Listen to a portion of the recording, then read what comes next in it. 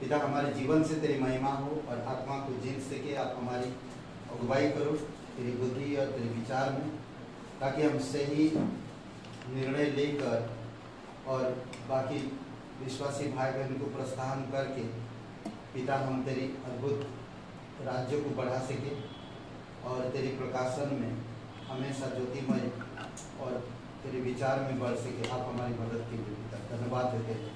इस क्लास के लिए, सारे स्टूडेंट के लिए धन्यवाद देते हैं। यीशु मसीह के नाम से मांगते हैं, आमीन।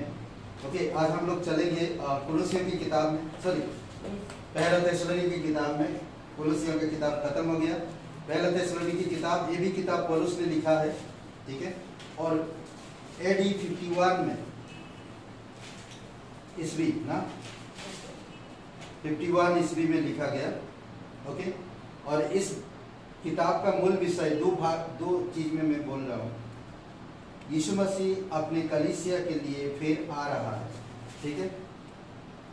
इसमें दो बातें मिल सकता है आपको, मैं बता दूँ।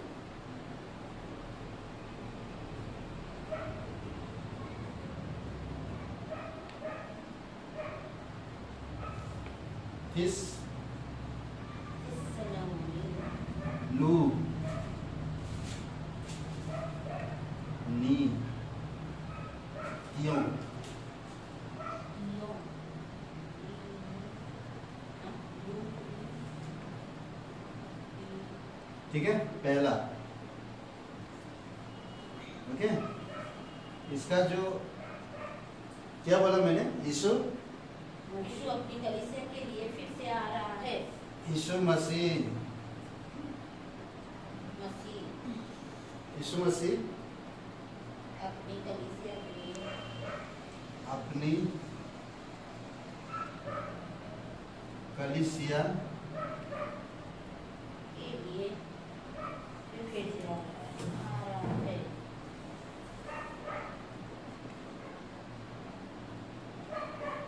फिर से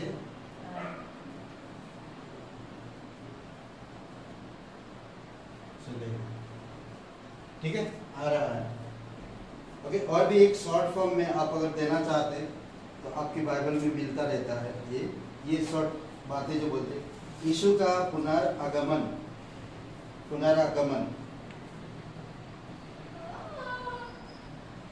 यीशु का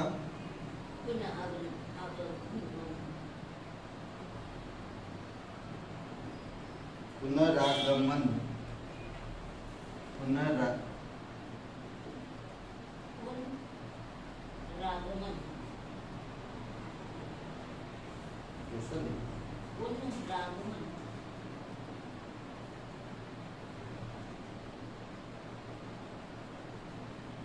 गमन,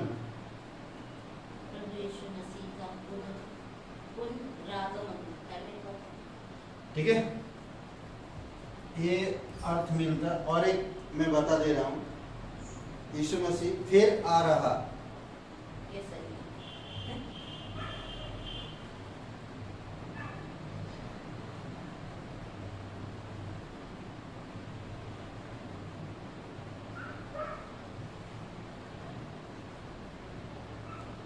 ठीक है, फिर आ रहा है।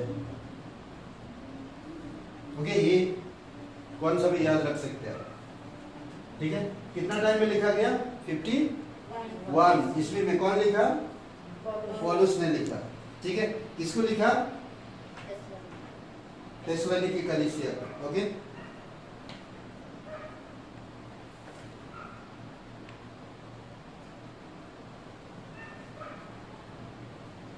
ठीक है।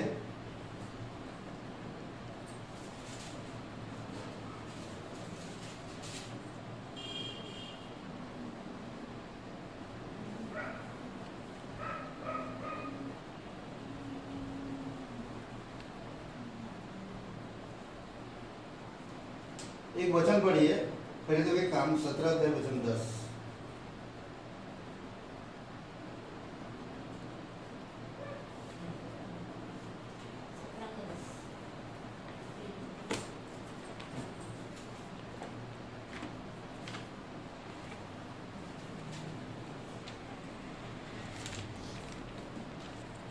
भाइयों ने तुरंत रात में ही पौलुस तथा सिलास को बिरिया भेज दिया, जहां पहुंचने पर वे यहूदियों के आराधनालय में गए। ओके, यहूदियों के आराधनालय में गए, बिरिया। ठीक है, ये मुझे लगता है पौलुस, सिलास और तीमुथियुस का मकेदुनिया के तटवर्ती शहर में थिस्सलुनीके के प्रथम परिचय द्वितीय मिशनरी यात्रा के दौरान हुआ। ठीक है, दूसरा मिशनरी यात्रा के दौरान हुआ। ये 17 अध्याय 1 से लेकर 14 वचन में आपको मिल जाएगा। ठीक है, कोरिन्थियों के काम की 17 अध्याय 1 से 14 में। यूरोप में है। फिलिपी के बाद यह दूसरा स्थान था। फिलिपियन के बाद यह दूसरा स्थान था जहां सुसमाचार का प्रचार किया गया। ठीक है,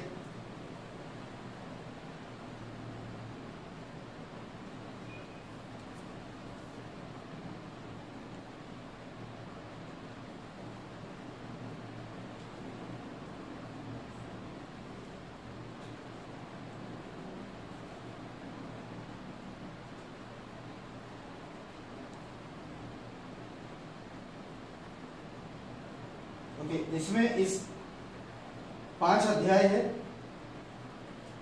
और 5 मुख्य भाग है इस अध्याय, इस किताब में।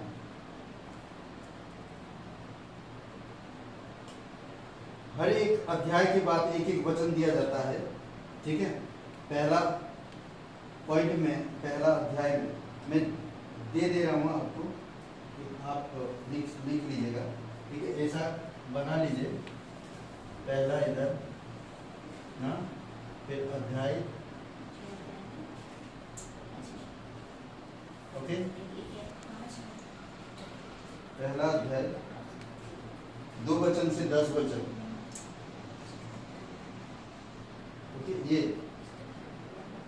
और इसमें मेन है 10 वचन, वचन 10।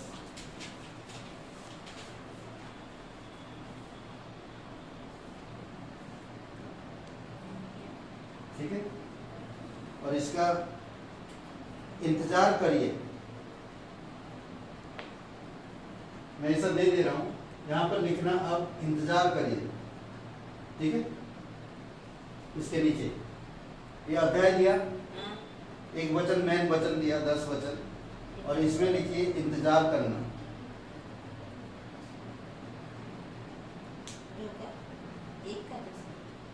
पहला अध्याय 1 से 10 और वचन 10 मुख्य भाग। इसी भाग में, ये पहला भाग है ना, पहला भाग। ठीक है, इस भाग में ये वचन मेन है और मुख्य वचन एक यहाँ पर 10 वचन। और यहाँ पर क्या है, मेन टॉपिक क्या है, इंतजार करिए। ठीक है, समझ रहे हैं? ओके, दूसरा अध्याय, दूसरा पॉइंट वैसा लिखिए जैसा लिखा पहले, दूसरा पॉइंट।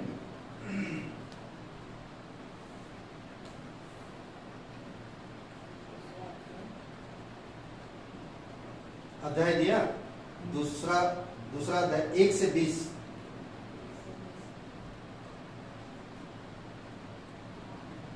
और वचन, मुख्य वचन 19, दूसरा अध्याय का 19 वचन। ठीक है, कलीसिया के लिए वह ख्रिस्त, देखिए मत, मैं सिर्फ बता रहा हूं, कलीसिया के लिए कि वह ख्रिस्त की उपस्थिति के आनंद को जाने। ओके, आशा रखिए, मुख्य बात, आशा रखिए।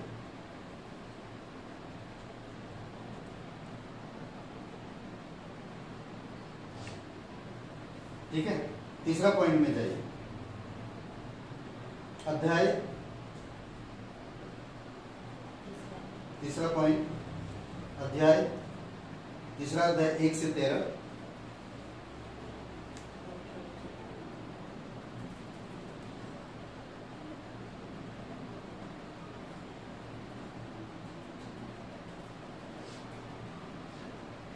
ठीक है, अध्याय 1 से 13।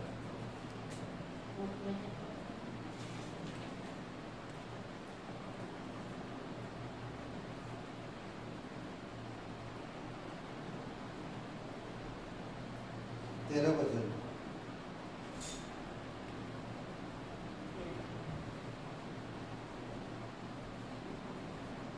वचन। मुख्य और इसका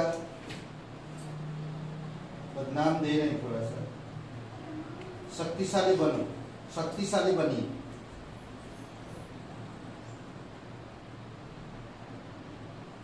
शक्तिशाली बनिए, ठीक है। चौथा भाग, चौथा अध्याय 1 से 18।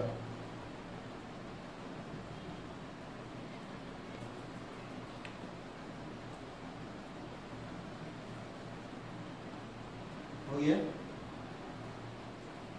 इसका मुख्य वचन 17।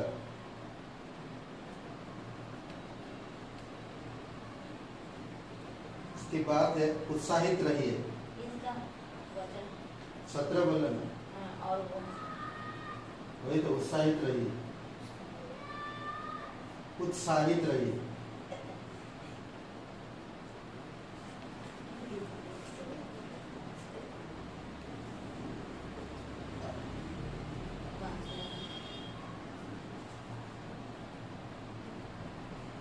पांचवा अध्याय 1 से 24,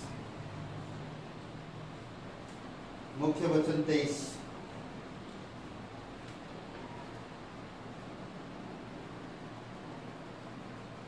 धन्यवादी रहिए।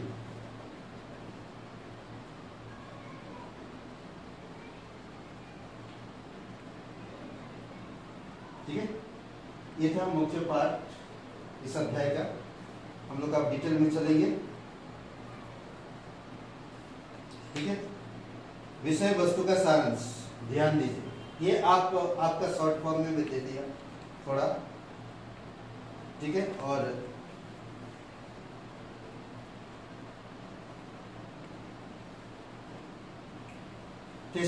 थेसलोनिका की कलीसिया दूसरी प्रचार यात्रा में मैसेडोनिया, पूर्वी यूरोप को जाते समय स्थापित की गई। ठीक है, मैसेडोनिया जाते समय स्थापित की गई।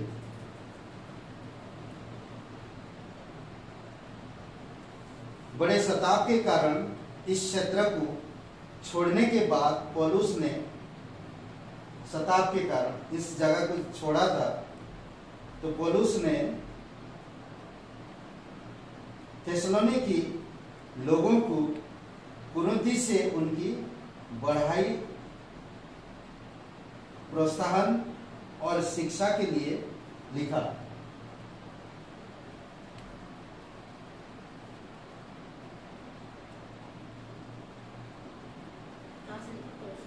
बड़े सताव के कारण इस क्षेत्र को छोड़ने के बाद पौलुस ने थेसलोनियों की लोगों को कुरिन्थियों से उनकी बढ़ाई, प्रोत्साहन और शिक्षा के लिए लिखा। कहां से लिखा था? कुरिन्थियों से। ठीक है, बढ़ाई, प्रोत्साहन और शिक्षा के लिए लिखा। ओके,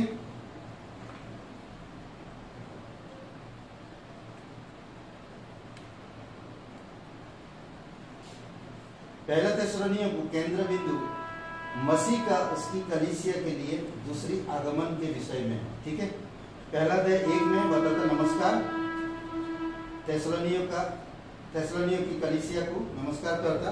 पौलुस अपनी पत्री का आरंभ अपनी सिलवानुस और तीमुथियुस की ओर से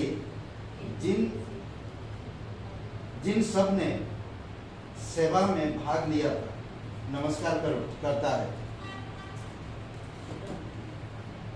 ठीक है,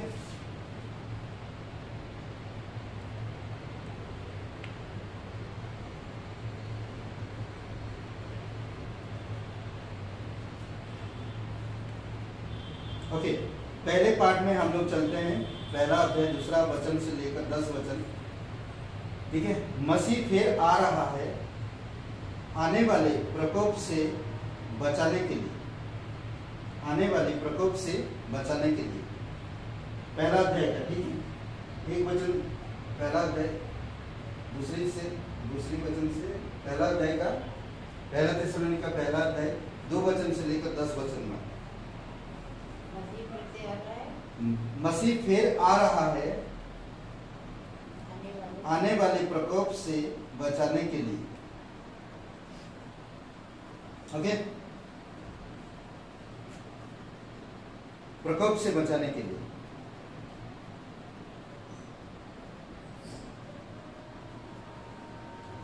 ठीक है, यहां पर क्या बताता पौलुस, देखिए पौलुस की पत्री का मूल विषय अध्याय 1 के अंत में स्पष्ट हो जाता है। अध्याय के 1 के अंत में 10 वचन में क्या लिखा है? और उसके पुत्र के स्वर्ग पर से आने की बाट जोहते रहो, जिसे उसने मरे हुओं में से जिलाया, अर्थात यीशु की, जो हमें आने वाले प्रकोप से बचाता है। ठीक है, आने वाले प्रकोप से बचाता है। ओके, तो आज हम जिस समय पर बोलते ना कि आज हम जिस समय में हैं, यीशु के आने की बहुत नजदीक है, तो इसीलिए हमें जागरूक होना चाहिए। हर एक विश्वासी क्लास के लिए, सीखने के लिए जागरूक होना चाहिए। हमें आलस नहीं करना चाहिए, क्योंकि निर्धारित समय पर वो आएगा ही, वो देर नहीं करेगा, तब हम खाली हाथ ना रहे। इसलिए हर एक मसीह भाई बहनों को शिक्षा में बढ़ना चाहिए, आत्मा को जीतने के लिए, परमेश्वर की राज्य के लिए तरस भरा दिल, अनुग्रह भरा मन और प्रेम भरा हृदय रखना चाहिए, और सुसमाचार के लिए तत्पर होना चाहिए। परमेश्वर के लिए हमें उपलब्ध होना चाहिए, परमेश्वर के लिए। समझ रहे? कुछ पॉइंट्स है मैं जो यहाँ पर देता हूँ। ठीक है, मैं बता रहा हूँ, अध्याय के अंत में स्पष्ट होता है कि पर पहले पौलुस थिस्सलुनीकियों की कलीसिया को उनका इन बातों के लिए धन्यवाद देता है। किन बातों के लिए पौलुस धन्यवाद दे रहा? उन बातों के लिए जो यहाँ पर लिखा। पहला, विश्वास के काम के लिए। ठीक है, पौलुस धन्यवाद दे रहा थिस्सलुनीके के विश्वासी भाई बहनों के लिए। ठीक है, पहला क्या था पॉइंट इनका? विश्वास के काम के लिए। उनका जो विश्वास और काम जो था वो परमेश्वर की इच्छा अनुसार था। समझ रहे हैं? दूसरा, प्रेम के परिश्रम के लिए। प्रेम के परिश्रम के लिए, वो प्रेम में परिश्रम करते थे, प्रेम के परिश्रम के लिए।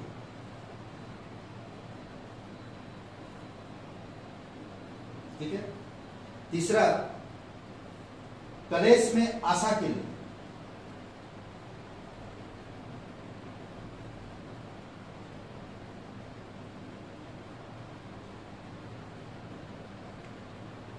कलेश में आशा के लिए। ठीक है, ये कुछ बातें जो एक विश्वासी को, ये 3 बातें बहुत इंपॉर्टेंट है। विश्वास में कैसा, विश्वास के लिए, विश्वास के काम के लिए। मैं विश्वास करता, मुझे और कोई चीज अड़चन नहीं आनी चाहिए ना, पैसे भी नहीं आनी चाहिए, कोई और भी चीजें नहीं आनी चाहिए। विश्वास एक बोलते ना कि अनदेखी वस्तुओं का निश्चय ना, और आशा की हुई वस्तुओं का प्रमाण विश्वास है। अनदेखी वस्तु मैं कभी देखा नहीं, मैं कभी सुना नहीं, उन वस्तुओं का मुझे निश्चय करना है। प्रभु आएगा, मुझे अब प्रभु में बढ़ना है। कई बार हमें याद है, जब हम बाइबल के बारे में नहीं जानते थे, हम फिर भी जाकर क्लास में बैठते थे। कभी कभी नींद भी आ जाता था, बट हम बैठते थे चुपचाप, और बाद में उस क्लास के बारे में वहाँ पर जो मेरे एक मित्र थे वो समझाते थे मुझे। उस समय हिंदी क्लास बिल्कुल नहीं होता था जब हम क्लास में बैठते थे, और इंग्लिश क्लास होता था, और इंग्लिश मुझे कुछ भी नहीं आता था, बट वो साइड में बैठ के मुझे समझाते थे। मेरा नींद उड़ जाता, एक एक बातें समझाते थे। ये करीबन हो सकता टाइमिंग में बता रहा हूँ, 1998, 99, 2000 ऐसे सदी में था ये सन में। और वो मुझे बहुत समझाते थे रात 11-12 बजे तक। मैं सुनता था उन हर एक क्लास में जो बातें किया जाता था और एक्साइटेड होते थे। और विश्वास का बोलते ना कि एक चाहत होता था, सीखने का एक चाहत होता था। कई बार हमारे पास पैसा नहीं था, कई बार हमारे पास ट्रेन के लिए जाने के लिए पैसा नहीं था, नहीं होता था, बट हम लोग चल के जाते थे। कई बार हम देखे हैं चल के गए, पैसा नहीं हमारी जेब में, एक पैसा नहीं जो हम लोग ऑटो में या ट्रेन में जा सके, बट कई बार विदाउट पैसा के ट्रेन सफल किए हम लोग, कई बार नहीं। और आज हम देखते लोगों को बाइबल के लिए विश्वास तो है पर सीखने का इंटरेस्ट नहीं है, विश्वास में चलना नहीं चाहते हैं। अगर गाड़ी में बाइक में पेट्रोल नहीं है तो वो आना बंद कर देते हैं, या घर में कोई मेहमान आ जाता तो नहीं आते हैं। कई बार वो अपनी सोच विचार में पड़े, वो परमेश्वर के लिए नहीं सोचते।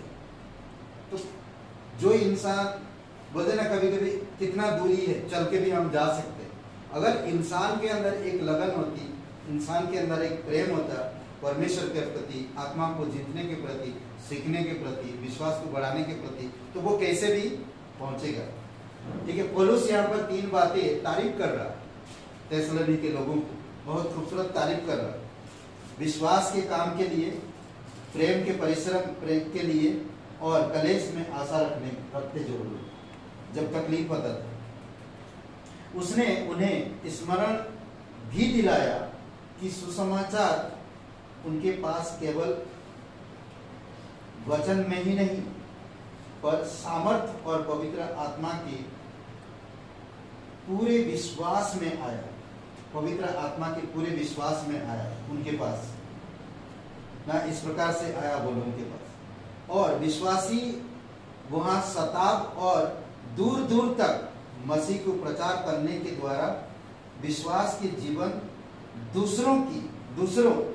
दूसरे मसीहों के लिए कार्य में अच्छा उदाहरण बन गए ना। वो लोग परमेश्वर से प्यार करते थे, विश्वास रखते थे, और उनका जो विश्वास जीवन प्रेम भरा था, परिश्रम था, दूर दूर तक फैला था, और लोग शताब्द में भी विश्वास नहीं छोड़ते, शताब्द में। तो यही बात पौलुस उनको याद दिला रहा जब वो पत्री लिख रहा और जब वो बता रहा, समझ रहे।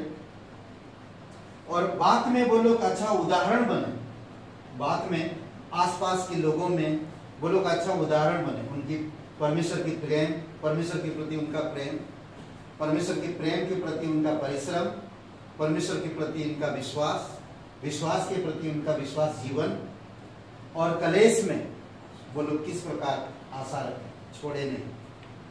तो इस तरह से पौलुस उनका आदर और तारीफ करता। इसके अतिरिक्त थिस्सलुनीके यीशु के फिर आने की प्रतीक्षा करते हुए मूर्तियों से फिरकर सत्य जीवन परमेश्वर की सेवा करने में लगे। मूर्तियों से फिरकर बहुत से ऐसा वो लोगों को पता चल रहा कि अब यीशु आने वाला है, वो लोगों को मालूम पड़ रहा। तो क्या किया उन्होंने, बहुत सारे ऐसे पूजा पाठ वो लोग करते थे। थिस्सलुनीके की किताब मालूम है ना, प्रेरितों के काम की किताब में जब आप पढ़ते हो तो पौलुस भ्रमण कर रहा था तो क्या मिला, हे थिस्सलुनीके मैं जानता हूँ तुम्हारी एथेन ना बेरिया इस सब जगह पे प्रचार करते करते एक शहर में देखा कि अनजाने ईश्वर के मूर्तियों को देखा, तुम जो पूजा पाठ करते भक्ति रखते हो, मैंने देखा एक जगह पे अनजाने ईश्वर के लिए लिखा हुआ, मैं उस ईश्वर के बारे में बताने आया। तो वो बताता 17 अध्याय प्रेरितों के काम की, तो वही याद दिला पौलुस। ओके, वचन 10 में कहता इसीलिए वो लोग यीशु का प्रतीक्षा कर रहे हैं, वो आने वाला। 10 वचन में कहता जो हमें आने वाले प्रकोप से बचाता। वो लोग जानते हैं हम लोग कितने प्रकोप का सामना किया मूर्ति पूजा करने के बावजूद भी ना, कोई प्रकोप से हम लोग बच नहीं पाए। अब यीशु प्रकोप से, आने वाले प्रकोप से हमें बचाए, तो और प्रचार होने लगा वहां पर। कहते कि वो लोग प्रकोप का संकेत परमेश्वर के पाप और परमेश्वर के पाप के विरुद्ध न्याय जो विशेष कर मसीह के दूसरे आगमन के पहले 7 वर्ष के कलेश में निश्चित थे, उसके बारे में सोच रहे थे वो लोग। समझ रहे? वचन 7 में इसमें क्या कहता, सॉरी 10 वचन में इसमें कहता है, उनके पुत्र के स्वर्ग पर ले आने की बाट जोहते रहो, जिसे उसने मरे हुए में से जिलाया, अर्थात यीशु की जो हमें अनजाने प्रकोप आने वाले प्रकोप से बचाता है। अनजाने प्रकोप से, अनजाने, सॉरी, ओके। इसमें एक बात बाट जोहते रहो, मसीह के पुनरागमन ना मेघाहरण का लिए एक मसीह की आशा इस तथ्य पर आधारित है कि वह मरे हुओं में से जिलाया गया है, जो बचाता है, छुड़ाने वाला, आने वाला प्रकोप अर्थात कलेश काल में आने वाले न्याय। प्रकाशित वाक्य 6 और वचन 16। प्रकोप कहा गया है, इस प्रकोप से बचाया जाना विश्वासियों के कलेश काल पूर्व मेघाहरण की ओर संकेत करता है। ठीक है, बचाने यहाँ पर जो प्रकोप, हम लोग को प्रकोप तो देख नहीं पाएंगे, बट प्रकोप से पहले हम स्वर्ग में चले जाएंगे, उठा लिए जाएंगे। करेक्ट?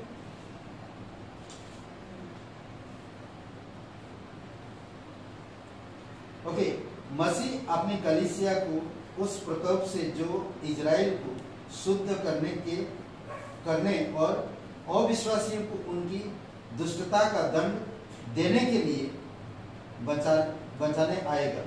पहला अध्याय वचन 10, दूसरा अध्याय वचन 16 और 5वां अध्याय वचन 9। पहला अध्याय वचन 10, दूसरा अध्याय वचन 16, 5वां अध्याय वचन 9। ठीक है, तो ये जो बातें, ठीक है, मैं आपको अगली बार मैं चार्ट के साथ समझाऊंगा। चार्ट के साथ जरूरी होएगा, अच्छा रहेगा। अभी मैं इतना ही मैं रख रहा हूँ। ठीक है, अगली बार मैं चार्ट के साथ समझाएंगे तो अच्छा रहेगा, तो आप समझ पाएंगे तभी अच्छा से। क्योंकि ये हमारी, वो लोग सोच रहे थे कि प्रकोप से, आने वाले प्रकोप से, वो लोग सोच रहे थे 7 साल में जो महाकलेश काल होगा उससे, परंतु उससे पहले हम लोग स्वर्गारोहण हो जाएंगे। उस 7 साल, ये जो प्रकोप वो 7 साल के बारे में बता रहे ना, और हम लोग उससे पहले चले जाएंगे। हम लोग प्रकोप को देख भी नहीं सकते ना। तो जब हम लोग चले जाएंगे तो इस धरती पर जो लोग रहेंगे उनके जीवन में जो प्रकोप आएगा वो प्रकोप से बचाएगा। आमीन। आइए प्रार्थना करते हैं। दयालु और कृपालु परमेश्वर पिता, हम धन्यवाद देते हैं, आपकी स्तुति महिमा करते हैं। आने वाली क्लास में आप अच्छे तरीके से हमें अगुवाई करना पिता, ताकि हम इन चीज़ों को समझ सके और जान सके। धन्यवाद देते, तेरी स्तुति महिमा करते, यीशु मसीह के नाम से मांगते हैं, आमीन।